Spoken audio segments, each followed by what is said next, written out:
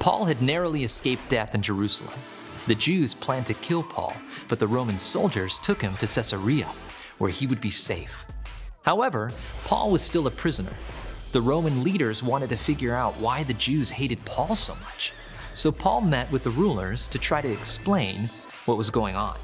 First, Paul met with Felix the governor.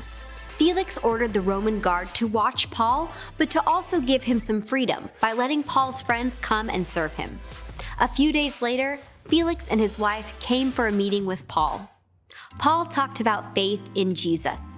He talked about righteousness and self-control, and he explained that one day, God is going to judge the world.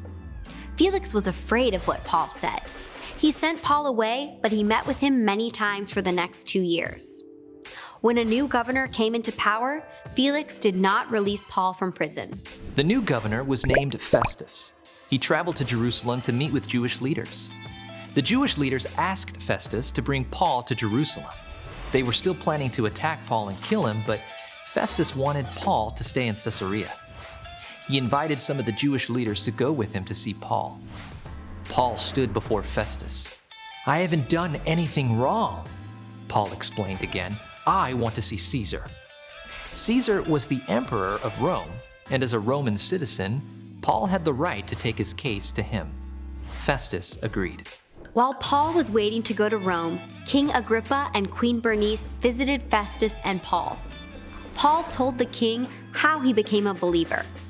He explained that Jesus died and rose again to bring salvation to Jews and Gentiles. "You are out of your mind," Festus said.